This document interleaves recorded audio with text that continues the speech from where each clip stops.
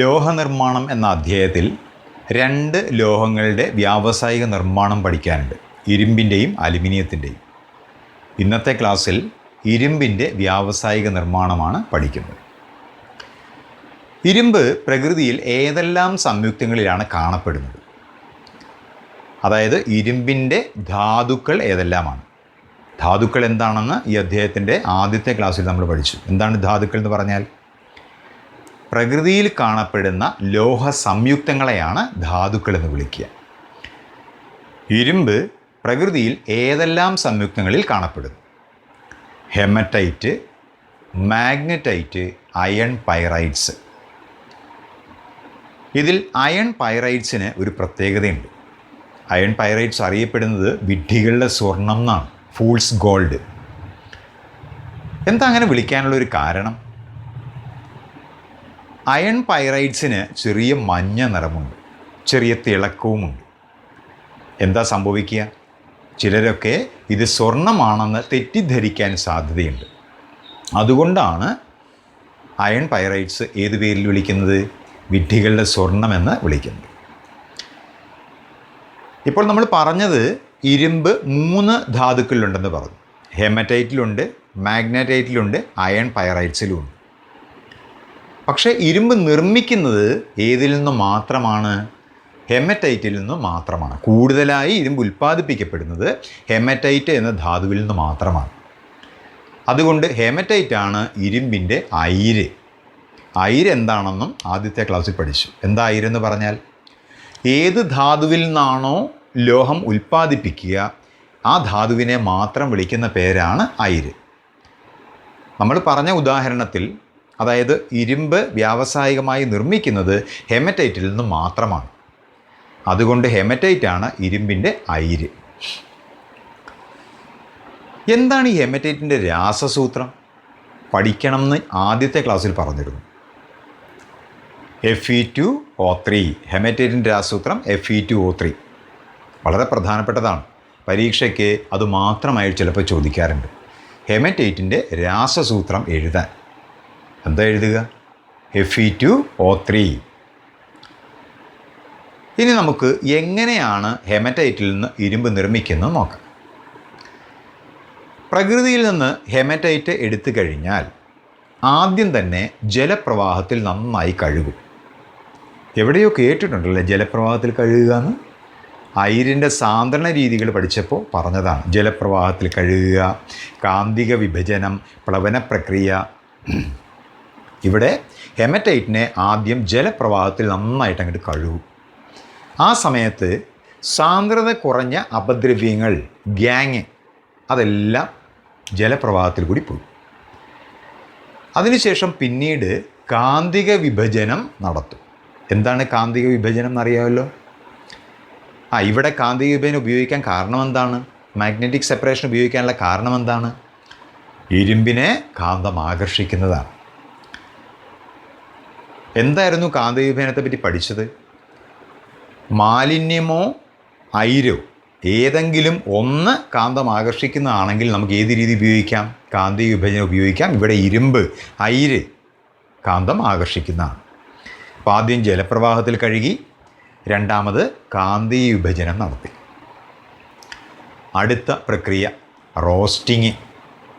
പഠിച്ചിട്ടില്ലേ roasting എന്താണെന്ന്? എന്താ roasting?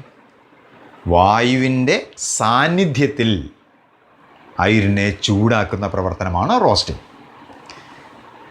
വായുവിൻ്റെ സാന്നിധ്യത്തിൽ അയിരിനെ ചൂടാക്കുമ്പോൾ, അല്ലെങ്കിൽ ഹെമറ്റൈറ്റിനെ റോസ്റ്റിങ്ങിന് വിധേയമാക്കുമ്പോൾ സൾഫർ, ആഴ്സനിക് ഇങ്ങനെയുള്ള മാലിന്യങ്ങളൊക്കെ അവയുടെ ഓക്സൈഡുകളായി നീക്കം ചെയ്യപ്പെടുന്നു. അതുകൂടാതെ അയിരിലുള്ള ജലമുണ്ടെങ്കിൽ അതും എന്തായി മാറും? ബാഷ്പമായിട്ട് നീക്കം ചെയ്യപ്പെടുകയാണ് ചെയ്യുക. ഇതെല്ലാം ചെയ്താലും അയിരിൽ മണൽ പോലെയുള്ള, മണൽ എന്ന് പറഞ്ഞാൽ സിലിക്ക അല്ലെങ്കിൽ സിലിക്കൺ ഡൈ ഓക്സൈഡ് പോലെയുള്ള മാലിന്യങ്ങൾ അടങ്ങിയിരിക്കും. അതിനെ നീക്കം ചെയ്യുന്നത് ലോഹനിർമ്മാണ സമയത്താണ്. ഇനി നമ്മൾ അതിനെപ്പറ്റിയാണ് പഠിക്കാൻ പോകുന്നത്. ഇരുമ്പ് വ്യാവസായികമായി നിർമ്മിക്കുന്ന ചൂള അല്ലെങ്കിൽ ഒരു ഫർണസിലാണ്. ആ ഫർണസ് അറിയപ്പെടുന്നത് ബ്ലാസ്റ്റ് ഫർണസ് എന്നാണ്. ബ്ലാസ്റ്റ് ചൂള. ഹെമറ്റൈറ്റ് ഇരുമ്പാക്കി മാറ്റുന്ന ചൂളയാണ് ബ്ലാസ്റ്റ് ഫർണസ്. ടെക്സ്റ്റ് ബുക്കിൽ ബ്ലാസ്റ്റ് ഫർണസിൻ്റെ ഒരു ചിത്രം കൊടുത്തിട്ടുണ്ട്. ബ്ലാസ്റ്റ് ഫർണസിൻ്റെ അടിയിൽ നിന്ന് മുകളിലേക്ക് ചൂടുള്ള വായുപ്രവാഹം കടത്തിവിടുന്നു. അതേസമയം തന്നെ ഫർണസിന് മുകളിൽ നിന്ന് അതിനുള്ളിലേക്ക് ഹെമറ്റൈറ്റ്, ചുണ്ണാമ്പ് കല്ല്, കോക്ക് ഇത് ചേർന്ന മിശ്രിതം ഉള്ളിലേക്കിടുകയും ചെയ്യും. അത് ഒരു പ്രാവശ്യം കൂടി പറയാം. ബ്ലാസ്റ്റ് ഫർണസ് എന്നറിയപ്പെടുന്ന ചൂളയുടെ അടിയിൽ നിന്ന് മുകളിലേക്ക് ചൂടുള്ള വായുപ്രവാഹം കടത്തിവിടുന്നു. അതേസമയം തന്നെ ഫർണസിന് മുകളിൽ നിന്ന് അതിനുള്ളിലേക്ക് ഒരു മിശ്രിതം ഇടും. ആ മിശ്രിതത്തിൽ ആരൊക്കെയാണ് ഉള്ളത്? ഹെമറ്റൈറ്റ്, ചുണ്ണാമ്പ് കല്ല്, കോക്ക്. ഇത് മൂന്നും ചേർന്ന മിശ്രിതം അറിയപ്പെടുന്നത് ചാർജ് എന്നാണ്. അതൊന്ന് പഠിച്ചു വയ്ക്കുക. ഹെമറ്റൈറ്റ്, കോക്ക്, ചുണ്ണാമ്പ് കല്ല് എന്നിവ ചേർന്ന മിശ്രിതമാണ് ചാർജ് എന്നറിയപ്പെടുക. ഇനി നമ്മൾ പഠിക്കാൻ പോകുന്നത് ഈ ഫർണസിനുള്ളിൽ നടക്കുന്ന പ്രവർത്തനങ്ങളെക്കുറിച്ചാണ്. ഓരോ പ്രവർത്തനവും പറയുന്നതോടൊപ്പം തന്നെ ആ പ്രവർത്തനവുമായി ബന്ധപ്പെട്ട സമവാക്യങ്ങളും കൂടി എഴുതി പോകണം. വളരെ എളുപ്പമുള്ള ഭാഗമാണ്. ഇനി ഓരോ പ്രവർത്തനങ്ങൾ എന്തൊക്കെയാണ് നമുക്ക് നോക്കാം. ഫർണസിൻ്റെ അടിയിൽ നിന്ന് മുകളിലേക്ക് വായുപ്രവാഹം കടത്തിവിട്ടു. ഈ വായുപ്രവാഹത്തിലെ ഓക്സിജൻ കോക്കുമായി പ്രവർത്തിക്കും. കോക്ക് എന്ന് പറഞ്ഞാൽ കാർബണിൻ്റെ തന്നെ രൂപാന്തരമാണ്. അതിൻ്റെ പ്രതീകം സി തന്നെയാണ്. പ്രവർത്തനം ഒരു പ്രാവശ്യം കൂടി പറയാം. വായുപ്രവാഹത്തിലെ ഓക്സിജൻ കോക്കുമായി പ്രവർത്തിക്കുന്നു. എന്നിട്ട് എന്താ ഉണ്ടാകുക? കാർബൺ ഡൈ ഓക്സൈഡ് ഉണ്ടാവും. ആ പ്രവർത്തനം നമുക്കൊന്ന് എഴുതി നോക്കാം. കാർബൺ, കോക്ക് ഓക്സിജനുമായി ചേർന്ന് കാർബൺ ഡൈ ഓക്സൈഡ് ഉണ്ടാകും. ഞാൻ ആദ്യം പറഞ്ഞു കോക്കിൻ്റെ പ്രതീകം എന്താണ്? C. C plus oxygen O2. O2 gives എന്താ ഉണ്ടാകുക? Carbon dioxide. വളരെ എളുപ്പം എഴുതാം അല്ലേ? CO2 carbon dye oxide. ഈ എഴുതിയിരിക്കുന്ന പ്രവർത്തനം അല്ലെങ്കിൽ ആ ബ്ലാസ്റ്റ് ഫർണസിൽ നടക്കുന്ന ഈ പ്രവർത്തനം ഒരു താപമോചക പ്രവർത്തനമാണ്. എന്താ താപമോചക പ്രവർത്തനം എന്ന് പറഞ്ഞാൽ? ഒരു രാസപ്രവർത്തനം നടക്കുമ്പോൾ ഉൽപ്പന്നങ്ങളുടെ കൂടെ താപം കൂടി ഉണ്ടാവും. ഉൽപ്പന്നം ആരാണ്? Carbon dye ഓക്സൈഡാണ്. അഭികാരങ്ങളും ഉൽപ്പന്നങ്ങളൊക്കെ അറിയാം. ഇതാണ് അഭികാരങ്ങൾ. കോക്കും ഓക്സിജനും. കാർബൺ ഡൈ ഓക്സൈഡാണ് ഉൽപ്പന്നം. ഉൽപ്പന്നത്തിൻ്റെ കൂടെ ആരും കൂടി ഉണ്ടാവും? താപം കൂടി ഉണ്ടാവും. അപ്പോൾ ഇവിടെ പ്ലസ് താപം എന്നും കൂടി എഴുതാം. പ്ലസ് താപം. ഇതാണ് ബ്ലാസ്റ്റ് ഫർണസിൽ ആദ്യം നടക്കുന്ന പ്രവർത്തനം. വായുപ്രവാഹത്തിലെ ഓക്സിജൻ കോക്കുമായി ചേർന്ന് കാർബൺ ഡൈ ഓക്സൈഡ് ഉണ്ടാകുന്നു. അപ്പോൾ ഇവിടെ ഇതൊരു താപമോചക പ്രവർത്തനമായതുകൊണ്ട് ഫർണസിനുള്ളിലെ ഊഷ്മാവ് എന്താ സംഭവിക്കുക? വീണ്ടും കൂടുകയാണ് ചെയ്യുക. അത്രയും ഉയർന്ന ഊഷ്മാവിൽ കാർബൺ ഡൈ ഓക്സൈഡ് കൂടുതൽ കോക്കുമായി പ്രവർത്തിക്കും. കാർബൺ ഡൈ ഓക്സൈഡ് കൂടുതൽ കോക്കുമായി പ്രവർത്തിച്ച് കാർബൺ മോണോക്സൈഡ് ഉണ്ടാകും. ഇക്വേഷൻ എഴുതാം. കാർബൺ ഡൈ ഓക്സൈഡ് കൂടുതൽ കോക്കുമായി പ്രവർത്തിക്കും. ഇവിടെ ഭയങ്കരമായ താപം ഉള്ളതുകൊണ്ടാണ് ഈ പ്രവർത്തനം നടക്കുക. അതൊരു താപ ആഗിരണ പ്രവർത്തനമാണ്. അതായത് ഈ പ്രവർത്തനം നടക്കണമെങ്കിൽ താപത്തെ ആഗിരണം ചെയ്യണം.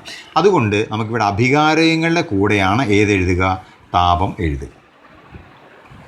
കാർബൺ ഡൈ ഓക്സൈഡ് കോക്കുമായി ചേർന്ന് എന്തുണ്ടാകുന്നു?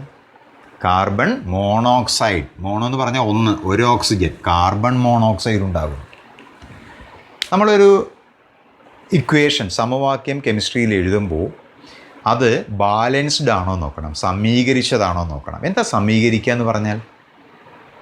ഇക്വേഷനിൽ അഭികാരങ്ങളുടെ ആറ്റങ്ങളുടെ എണ്ണവും ഉൽപ്പന്നങ്ങളുടെ ആറ്റങ്ങളുടെ എണ്ണവും എപ്പോഴും തുല്യമായിരിക്കണം. തുല്യമല്ലെങ്കിൽ നമ്മൾ എന്ത് ചെയ്യണം? അത് തുല്യമാക്കണം. ആ തുല്യമാക്കുന്ന പ്രവർത്തനമാണ് സമീകരണം അല്ലെങ്കിൽ ബാലൻസ് ചെയ്യുക എന്ന് പറയുക. നമുക്ക് നോക്കാം. ആദ്യത്തെ ഇക്വേഷൻ ശരിയാണ്. ഒരു കാർബൺ 2 ഓക്സിജൻ 2 ഓക്സിജൻ. അത് കറക്റ്റാണ്. അത് ബാലൻസ്ഡ് ആണ്, സമീകരിച്ചതാണ്. രണ്ടാമത്തെ നോക്കുക. 1 കാർബൺ 2 കാർബൺ. അപ്പോൾ ഇവിടെ അഭികാരങ്ങളിൽ എത്ര കാർബൺ ഉണ്ട്? 2 കാർബൺ. ഇവിടെ എത്ര കാർബണേ ഉള്ളൂ? ഒരെണ്ണമേ ഉള്ളൂ. അപ്പോൾ നമ്മൾ ഇവിടെ ഏതാ സംഖ്യ എഴുതേണ്ടത്? ഇത് എത്രയാക്കി മാറ്റണം? 2 ആകണം. അതുകൊണ്ട് നമുക്കിവിടെ ഒരു 2 എഴുതാം. അപ്പോൾ ബാലൻസ്ഡ് ആയത് നോക്കാം. 2 കാർബൺ 2 കാർബൺ. ഇവിടെ എത്ര ഓക്സിജൻ ഉണ്ടെന്ന് നോക്കുക. 2 ഓക്സിജൻ ആറ്റങ്ങളുണ്ട്. ഇവിടെയും എത്ര ഓക്സിജൻ ആറ്റങ്ങളുണ്ട്? ഒന്നല്ല, ഇവിടെ 2 എഴുതി കഴിഞ്ഞാൽ ഇതിനും ബാധകമാണ്. അപ്പോൾ ഇത് 2 ഓക്സിജനാണ്. ഇത് ബാലൻസ്ഡായി. ഇനി പറയാൻ പോകുന്ന ഏറ്റവും പ്രധാനപ്പെട്ട കാര്യമാണ്. ഇവിടെയുണ്ടായ ഈ കാർബൺ മോണോക്സൈഡാണ് ഹെമറ്റൈറ്റിനെ നിരോക്സീകരിക്കുന്നത്. അല്ലെങ്കിൽ കാർബൺ മോണോക്സൈഡാണ് ഇവിടെ നിരോക്സീകാരിയായി പ്രവർത്തിക്കുന്നത്. എല്ലാ വർഷങ്ങളിലും പരീക്ഷയ്ക്ക് ചോദിക്കുന്നതാണ്. ബ്ലാസ്റ്റ് ഫർണസിൽ നിരോക്സീകാരിയായി പ്രവർത്തിക്കുന്നത് ആരാണ്? CO എന്ന് എഴുതാം, അതല്ലെങ്കിൽ കാർബൺ മോണോക്സൈഡ് എന്ന് എഴുതാം. വളരെ പ്രധാനപ്പെട്ടതാണ്. കാർബൺ മോണോക്സൈഡാണ് നിരോക്സീകാരി. ഈ കാർബൺ മോണോക്സൈഡ് ഹെമറ്റൈറ്റിനെ നിരോക്സീകരിക്കും. നിരോക്സീകരിക്കുക എന്ന് പറഞ്ഞാൽ ആ സംയുക്തത്തിലുള്ള ഓക്സിജനെ നീക്കം ചെയ്യുക എന്നാണ്. നമുക്കറിയാം ഹെമറ്റൈറ്റിൻ്റെ രാസസൂത്രം എന്താ? Fe2O3 എന്നാണ്. അതിൽ ഓക്സിജൻ ഉണ്ട്. ആ ഓക്സിജനെ നീക്കം ചെയ്യണം. അതാണ് നിരോക്സീകരണം. അതിന് സഹായിക്കുന്ന ആരാണ്? കാർബൺ മോണോക്സൈഡാണ്. ആ സമവാക്യം എഴുതി നോക്കാം. ഹെമറ്റൈറ്റിനെ കാർബൺ മോണോക്സൈഡ് നിരോക്സീകരിച്ച് അയൺ ആക്കി മാറ്റുന്നു. ഹെമറ്റൈറ്റ് Fe2O3 പ്ലസ് ആരാണ് നിരോക്സീകരിക്കുന്നത്? Carbon മോണോക്സൈഡാണ്, CO. എന്താക്കി മാറ്റും? ഈ ഓക്സിജനെ നീക്കം ചെയ്യുക. അപ്പോൾ നമുക്ക് എന്ത് കിട്ടും? അയൺ കിട്ടും. Fe അയൺ കിട്ടും. അതിൻ്റെ കൂടെ കാർബൺ ഡൈ ഓക്സൈഡും കൂടി ഉണ്ടാകുന്നുണ്ട്. വളരെ പ്രധാനപ്പെട്ട പ്രവർത്തനമാണ്. ഹെമറ്റൈറ്റിനെ കാർബൺ മോണോക്സൈഡ് നിരോക്സീകരിച്ച് അയൺ ആക്കി മാറ്റുന്നു. ഈ ഇക്വേഷൻ ഒന്ന് ബാലൻസ് ചെയ്യാം. കുറച്ച് പ്രയാസമാണ്, ശ്രദ്ധിച്ചാൽ വളരെ പെട്ടെന്ന് എഴുതാൻ പറ്റും. ഇവിടെ എത്ര അയൺ ഉണ്ട്? 2 ആറ്റങ്ങളുണ്ട്. ഇവിടെ എത്രയേ ഉള്ളൂ? ഒരെണ്ണമേ ഉള്ളൂ. അതുകൊണ്ട് നമുക്ക് ഇവിടെ എത്ര എഴുതണം? 2 എന്ന് എഴുതണം. ഞാനിവിടെ 2 എന്ന് എഴുതുകയാണ്. 2. ഇവിടെ ഓക്സിജൻ അഭികാരകങ്ങളിൽ, അതായത് ഹെമറ്റൈറ്റും കാർബൺ മോണോക്സൈഡും അഭികാരകങ്ങളും അയണും കാർബൺ ഡൈ ഓക്സൈഡും ഉൽപ്പന്നവുമാണ്. ഇവിടെ അഭികാരകങ്ങളുടെ ഭാഗത്ത് എത്ര ഓക്സിജൻ ഉണ്ട്? ഇവിടെ 3 ഉണ്ട്. ഇതാ ഇവിടെ ഒരെണ്ണം കൂടിയുണ്ട്. ആകെ എത്ര ഉണ്ട്? 4 എണ്ണം. ഈ ഭാഗത്തേക്ക് വന്നാലോ 2 എണ്ണമേ ഉള്ളൂ. അപ്പോൾ ഞാൻ ഇവിടെ എത്ര എഴുതണം? സംഖ്യ ഇവിടെ എഴുതിയ സംഖ്യയെ ഈ 2 കൊണ്ട് ഗുണിച്ചാൽ 4 എന്ന് വരണം. എത്ര എഴുതണം ഇവിടെ? 2. അപ്പോൾ ഇവിടെ ഞാൻ 2 എന്ന് എഴുതി. ഇനി അടുത്തത്, ഇവിടെ എത്ര ഓക്സിജൻ ഉണ്ട്? കാർബൺ എത്ര ഉണ്ട്? ഒരെണ്ണമേ ഉള്ളൂ. വേറെ ഒരിടത്തും C കാണുന്നില്ല. ഇത് മാത്രമേ ഉള്ളൂ. ഒരു കാർബണേ ഉള്ളൂ. ഇവിടെ എത്ര കാർബൺ ഉണ്ട്? 2 കാർബൺ ഉണ്ട്. അപ്പോൾ ഞാൻ ഇവിടെ എത്ര എഴുതണം? 2 എന്ന് എഴുതണം. ഞാൻ 2 എന്ന് എഴുതി. ശരിയായോ? ഇല്ല. ഒന്നുകൂടെ നോക്കാം ആദ്യം മുതൽ. 2 അയൺ 2 അയൺ. അടുത്തതാരാണ്? ഓക്സിജൻ. ഇവിടെ 3 ഉണ്ട്, ഇവിടെ 2 ഉണ്ട്. 3 2 എത്രയായി? 5 ഓക്സിജൻ ഉണ്ട്. ഇവിടെ എത്ര ഓക്സിജനേ ഉള്ളൂ? 4 ഉള്ളൂ. അപ്പോൾ ഇവിടുത്തെ ഈ 2 മാറ്റണം. 2 മാറ്റി അവിടെ എത്രയാക്കണം? തൊട്ടടുത്ത പൂർണ്ണസംഖ്യ എഴുതുക. 3 എന്ന് എഴുതി. ഇപ്പം ഇവിടെ എത്ര ഓക്സിജൻ ഉണ്ടെന്ന് നോക്കുക. 3 2 6 ഓക്സിജൻ. ഇവിടെ എത്ര ഓക്സിജനേ ഉള്ളൂ? 5 ഉള്ളൂ. അത് മാത്രമല്ല, ഇവിടെ എത്ര കാർബൺ ഉണ്ട്? 3 കാർബൺ. ഇവിടെ എത്ര കാർബണേ ഉള്ളൂ? 2 ഉള്ളൂ. അതുകൊണ്ട് ഈ 2 മാറ്റിയിട്ട് എത്രയാക്കണം? 3 ആക്കണം. അപ്പോൾ ഈ 2 ഇവിടുന്ന് മാറ്റുക. മാറ്റിയിട്ട് എന്താക്കി മാറ്റണം? 3 ആക്കി മാറ്റണം. അപ്പോൾ ശരിയായ നോക്കാം. 2 അയൺ 2 അയൺ 3 ഓക്സിജൻ. ഇവിടെ 3 ഓക്സിജൻ. അങ്ങനെ 6 ഓക്സിജൻ. ഇവിടെ 3 2 6 ഓക്സിജൻ, 3 കാർബൺ 3 കാർബൺ. ഇപ്പോഴാണ് ഇക്വേഷൻ ബാലൻസ്ഡ് ആയത്. അപ്പോൾ ഈ ബാലൻസ് ചെയ്യാനുള്ള ഇക്വേഷൻ കാണാതെ പഠിക്കരുത്, എഴുതി പഠിക്കുക. ഇതൊക്കെ വളരെ പ്രധാനപ്പെട്ട ഇക്വേഷൻസാണ്. ചില പരീക്ഷയ്ക്ക് ഇക്വേഷൻസൊക്കെ തന്നിട്ട് അതിൽ നിന്ന് ചില ചോദ്യങ്ങൾ ചോദിക്കാറുണ്ട്. അങ്ങനെയാണ് വളരെ എളുപ്പമാണ്. ഈ പ്രവർത്തനം എല്ലാം ഒരു പ്രാവശ്യം കൂടി ഞാൻ പറയാം. വായുപ്രവാഹത്തിലെ ഓക്സിജൻ കോക്കുമായി ചേർന്ന് കാർബൺ ഡൈ ഓക്സൈഡ് ഉണ്ടാകുന്നു. കാർബൺ ഡൈ ഓക്സൈഡ് കൂടുതൽ കോക്കുമായി ചേർന്ന് കാർബൺ മോണോക്സൈഡ് ഉണ്ടാകുന്നു. ഈ കാർബൺ മോണോക്സൈഡാണ് നിരോക്സീകാരി. ഹെമറ്റൈറ്റിനെ കാർബൺ മോണോക്സൈഡ് നിരോക്സീകരിച്ച് എന്താക്കി മാറ്റുന്നു? അയൺ ആക്കി മാറ്റുകയാണ് ചെയ്യുന്നത്. ബ്ലാസ്റ്റ് ഫർണസിൻ്റെ മുകളിൽ നിന്ന് അതിനുള്ളിലേക്ക് ഇടുന്ന മിശ്രിതങ്ങൾ ഏതൊക്കെയാണെന്നാണ് പഠിച്ചത്? ഹെമറ്റൈറ്റ്, കോക്ക്, ചുണ്ണാമ്പ് കല്ല്. ഇവിടെ നമ്മൾ ഹെമറ്റൈറ്റിൻ്റെ കാര്യം പറഞ്ഞു, കോക്കിൻ്റെ കാര്യവും പറഞ്ഞു. ഇതുവരെ ആരുടെ കാര്യം പറഞ്ഞിട്ടില്ല? ചുണ്ണാമ്പുകല്ലിൻ്റെ കാര്യം പറഞ്ഞില്ല. എന്തിനായിരിക്കും ബ്ലാസ്റ്റ് ഫർണസിൽ ചുണ്ണാമ്പുകല്ല് ചേർത്തിട്ടുണ്ടാകുക? നമുക്ക് നോക്കാം എന്താ സംഭവിക്കുക ചുണ്ണാമ്പുകല്ലിന്, എന്തിനാണ് ചേർത്തതെന്ന് നോക്കാം. അത് ചോദിക്കാറുണ്ട്. ബ്ലാസ്റ്റ് ഫർണസിൽ ചുണ്ണാമ്പുകല്ലിൻ്റെ ആവശ്യകത എന്താണ്? എന്തിനാണ് ചുണ്ണാമ്പുകല്ല് ചേർക്കുന്നത്? ഈ ബ്ലാസ്റ്റ് ഫർണസിൻ്റെ പ്രവർത്തനം തുടങ്ങുന്ന ഭാഗത്ത് ഞാനൊരു കാര്യം പറഞ്ഞിരുന്നു.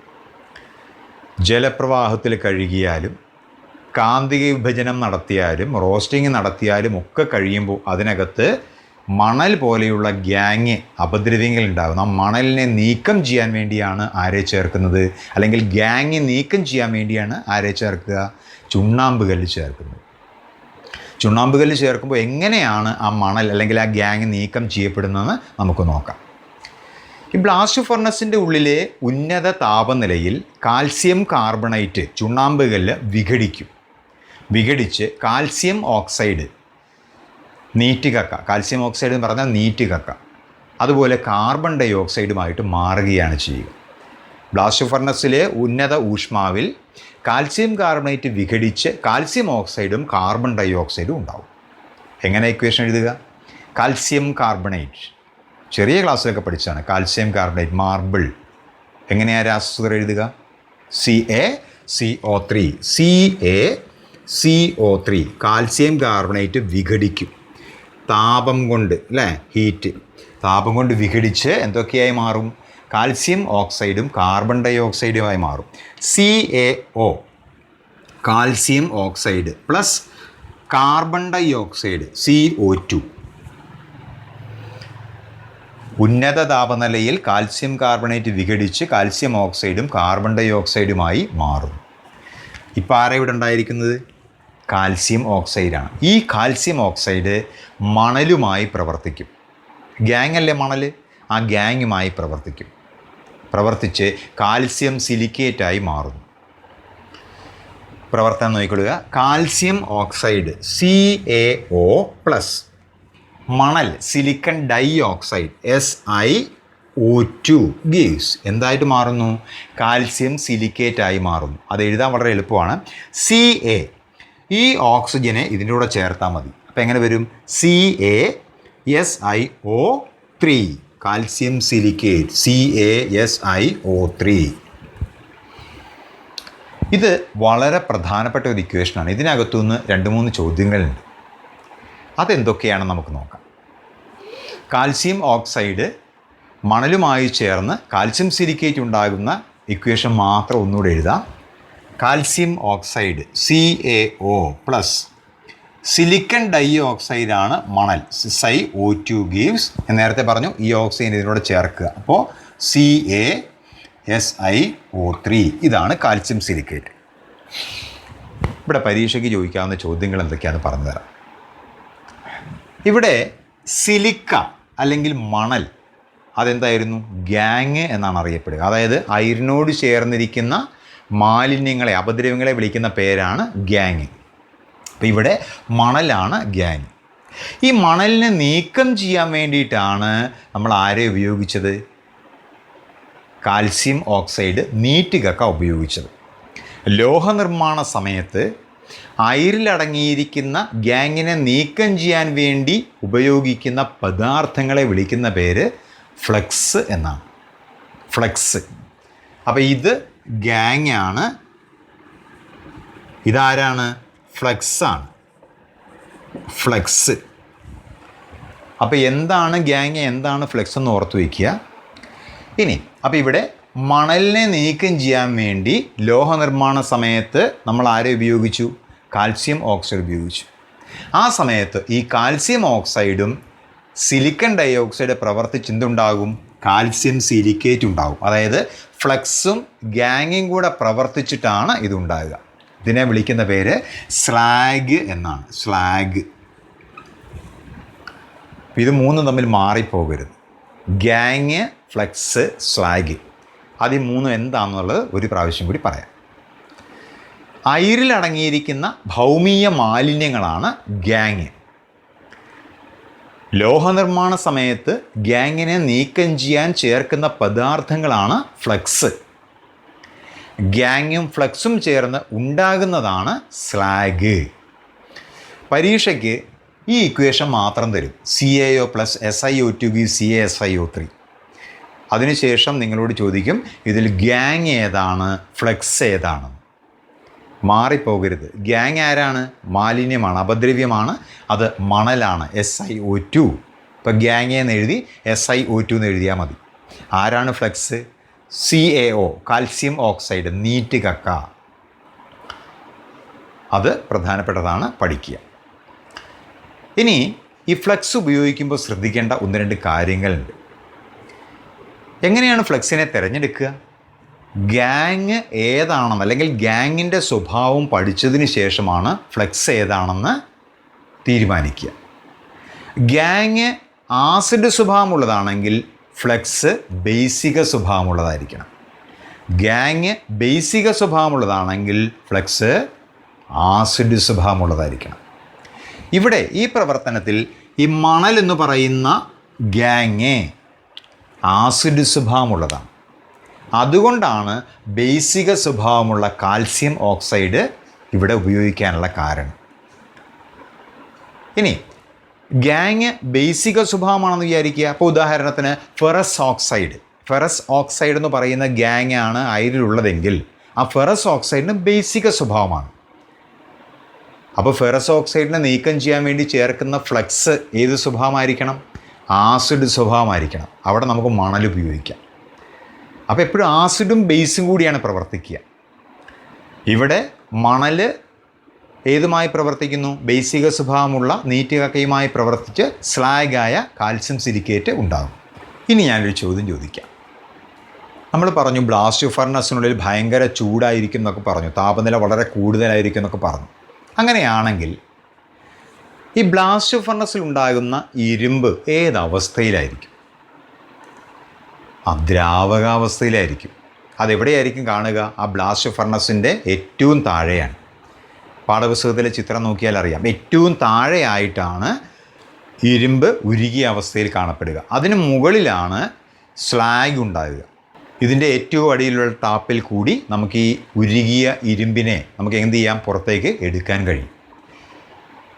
ഇങ്ങനെ ബ്ലാസ്റ്റ് ഫർണസിൽ നിന്ന് കിട്ടുന്ന ഇരുമ്പിൽ 4% കാർബൺ അടങ്ങിയിട്ടുണ്ടാവും. ഈ ഇരുമ്പിനെ വിളിക്കുന്ന പേര് പിഗ് അയൺ എന്നാണ്. ബ്ലാസ്റ്റ് ഫർണസിൽ നിന്ന് ലഭിക്കുന്ന ഇരുമ്പിൽ 4% കാർബൺ അടങ്ങിയിരിക്കുന്നു. ഈ ഇരുമ്പിനെ വിളിക്കുന്ന പേരാണ് പിഗ് അയൺ അല്ലെങ്കിൽ പിഗ്സ് എന്ന് വിളിക്കാം. ഇനി പഠിക്കാനുള്ളത് അലോയ് സ്റ്റീൽസിനെ കുറിച്ചാണ്, ഇരുമ്പിൻ്റെ ലോഹ സങ്കരങ്ങളെക്കുറിച്ചാണ്. ടെക്സ്റ്റ് ബുക്കിൽ ഒരു പട്ടികയുണ്ട്, ഒന്ന് ശ്രദ്ധിക്കുക. അലോയ് സ്റ്റീലുകളുടെ പേരാണ് തന്നിരിക്കുന്നത്, ലോഹസങ്കരങ്ങളുടെ പേര് തന്നിരിക്കുന്നു.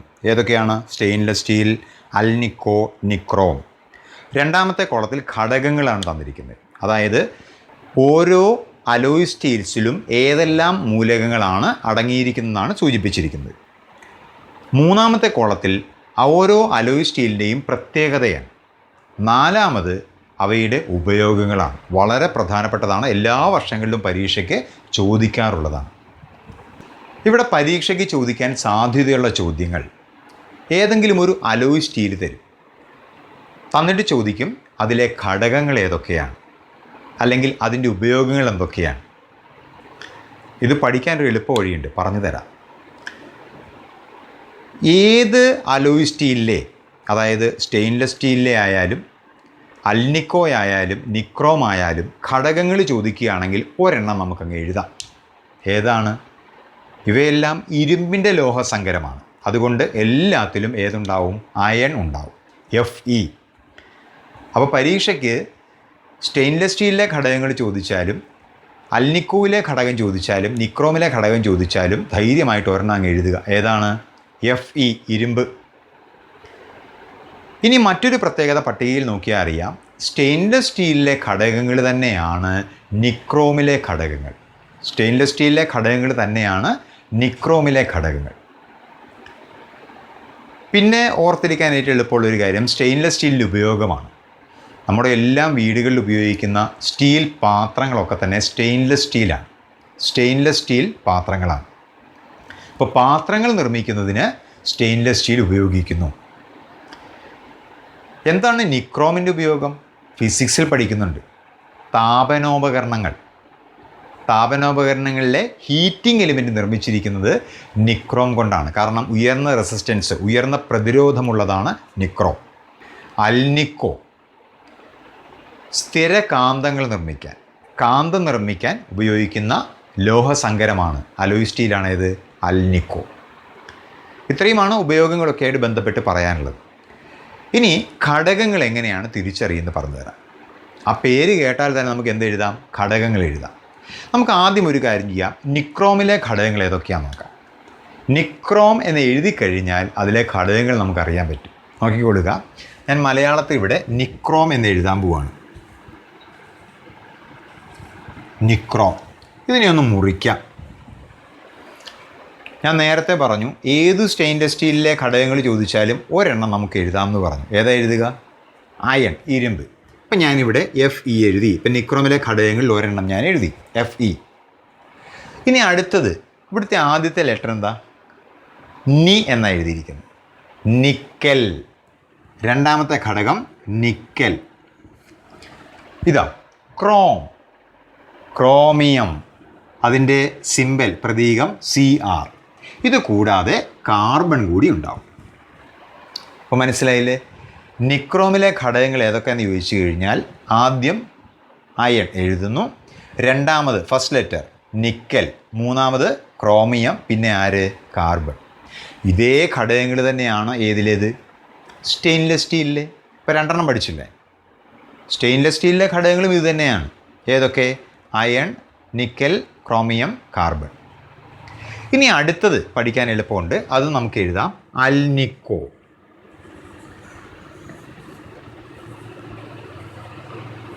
അൽനിക്കോ. ഇതിനെ നമുക്ക് മൂന്നായിട്ട് ഡിവൈഡ് ചെയ്യാം. 1, 2, 3. ഏതാണ് നമ്മൾ ആദ്യം എഴുതുക? അയൺ, ഇരുമ്പ്, Fe, കോമ2. അടുത്തത് അലുമിനിയം, Al, അലുമിനിയം. അടുത്തത് നി, ഇവിടെ പറഞ്ഞല്ലോ നിക്കൽ, Ni, കോമ2. ക്രോമിയം അല്ല, ഇവിടെ ക്രോം എന്ന് വന്നതുകൊണ്ടാണ് ക്രോമിയമായി. ഇവിടെ കോയാണ്, കൊബാൾട്ട്, Co. ഇത് 4 അൽനിക്കോയിലെ ഘടകങ്ങൾ. നോക്കുക, അയൺ, അലുമിനിയം, നിക്കൽ, കൊബാൾട്ട്. ഇത് തെറ്റിക്കരുത്, കൊബാൾട്ട് എന്നാണ്. ഇത് ക്രോമിയമാണ്, ഇത് കൊബാൾട്ടാണ്. ഇപ്പോൾ എളുപ്പമായില്ലേ പഠിക്കാൻ? വളരെ പ്രധാനപ്പെട്ടതാണ്, പരീക്ഷയ്ക്ക് ചോദിക്കുന്നതാണ്. ഇവിടെ വേറൊരു ചോദ്യം, വേറൊരു കാര്യം നിങ്ങൾ ശ്രദ്ധിച്ചിട്ടുണ്ടാവും. ഇവിടെ ഞാൻ നേരത്തെ പറഞ്ഞു നിക്രോമിലെ ഘടകങ്ങൾ തന്നെയാണ് ഏതിലെ ഘടകങ്ങൾ? സ്റ്റെയിൻലെസ് സ്റ്റീലിലെ ഘടകങ്ങൾ എന്ന് പറഞ്ഞു. പക്ഷേ അവയുടെ ഗുണങ്ങൾ വ്യത്യാസമുണ്ട്. പട്ടിക നോക്കുക. സ്റ്റെയിൻലെസ് സ്റ്റീലിൻ്റെ കാര്യത്തിൽ പറഞ്ഞിരിക്കുന്നത് ഉറപ്പുള്ളത് എന്നാണ്. നിക്രോം ഉയർന്ന പ്രതിരോധമാണ്. ഇവിടെ ഒരേ ഘടകങ്ങൾ തന്നെയാണ് രണ്ടിലും, പക്ഷേ സ്വഭാവത്തിൽ വ്യത്യാസമുണ്ട്, ഗുണത്തിൽ വ്യത്യാസമുണ്ട്. ആ ചേർക്കുന്ന ഘടകങ്ങളുടെ അനുപാതത്തിൽ വ്യത്യാസമുണ്ട്, ചേർക്കുന്നതിൻ്റെ റേഷ്യോയിൽ വ്യത്യാസം ഉണ്ടാവും. ചില ഘടകങ്ങൾ കൂടുതലായി ചേർക്കുന്നു, ചിലത് കുറവായി ചേർക്കുന്നു. അതുകൊണ്ടാണ് ആ ഗുണങ്ങൾ വ്യത്യാസപ്പെടാനുള്ള കാരണം. ഘടകമൂലകങ്ങൾ വ്യത്യാസപ്പെടുത്തിയും അവയുടെ അനുപാതം വ്യത്യാസപ്പെടുത്തിയും വിവിധ തരം ലോഹസങ്കരങ്ങൾ നിർമ്മിക്കാം. അലോയ് സ്റ്റീൽസിൻ്റെ പട്ടിക വളരെ പ്രധാനപ്പെട്ടതാണ്. സ്ഥിരകാന്തങ്ങൾ നിർമ്മിക്കാൻ ഉപയോഗിക്കുന്ന ലോഹസങ്കരം ഏതെന്ന് ചോദിക്കാം. ഏതാണ്? അൽനിക്കോ. അതിലെ ഘടകങ്ങൾ ഏതൊക്കെയാണെന്ന് ചോദിക്കാം. അതുപോലെ തന്നെ താപനോപകരണങ്ങളിലെ ഹീറ്റിംഗ് എലിമെൻ്റായി ഉപയോഗിക്കുന്ന അലോയ് സ്റ്റീൽ ഏതാണെന്ന് ചോദിക്കാം. നിക്രോം, അതിലെ ഘടകങ്ങൾ ചോദിക്കാം. അപ്പോൾ അതുകൊണ്ട് ഈ പട്ടിക നന്നായിട്ട് പഠിച്ചു വയ്ക്കുക. ഇനി നമുക്ക് പഠിക്കാനുള്ളത് ഒരു ചെറിയ ഭാഗം കൂടി മാത്രമേ ഉള്ളൂ. അലുമിനിയത്തിൻ്റെ വ്യാവസായിക നിർമ്മാണമാണ്. അത് അടുത്ത ക്ലാസ്സിൽ പഠിക്കാം.